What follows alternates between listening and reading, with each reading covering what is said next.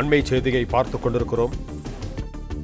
சென்னையில் போராட்டத்தில் ஈடுபட்டு வரும் தூய்மை பணியாளர்களுடன் பேச்சுவார்த்தை நடத்த அமைச்சர் KN நேரு காத்திருக்கிறார்.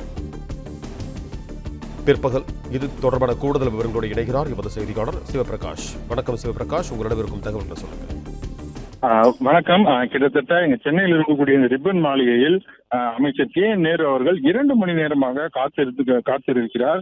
இன்று காலை இங்கே தூய்மை பணியாளர்கள் ரிப்பன் மாளிகை எதிரே போராட்டம் நடத்துவது குறித்து வழக்கு நீதிமன்றத்தில் விசாரணைக்கு வந்தபோது அதனை விசாரித்த நீதிபதிகள் இதுபோல முன் அனுமதியின்றி போராட்டம் நடத்தக்கூடாது, மக்களுக்கு இடையூறு ஏற்படுத்துகிறது என்பதையும் இதனை சுமூகமாக பேச்சுவார்த்தையின் மூலம் தீர்வு காண வேண்டும் என்றும் அறிவுறுத்தியிருந்தது. இதன் காரணமாக இன்று 1 மணி அளவில் ரிப்பன் மாளிகைக்கு அமைச்சர் KN நேரு வருகை தந்திருந்தார். அப்போது அவர் அதிகாரிகளிடமும் மேயரிடமும் ஆலோசனை நடத்திவிட்டு அதன் பிறகு இங்கு போராட்டம் செய்யக்கூடிய போராட்டக்காரர்களிடம் பேச்சுவார்த்தைக்கு அழைத்திருந்த ஒரு நிலையில் கிட்டத்தட்ட தற்போது அந்த அழைப்பு விடுக்கப்பட்டு 2 மணி நேரத்திற்கு மேலாக ஆகிவிட்டது.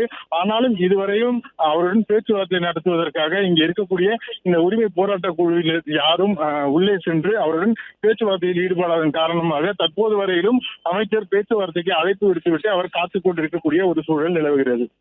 பிளே ஸ்டோர் மற்றும் ஆப் ஸ்டோரில் இருந்து பாலிமர் செயலியை QR கோடு மூலம் பதிவிறக்கம் செய்யுங்கள். செய்திகளை உடனுக்குடன் பெறுங்கள்.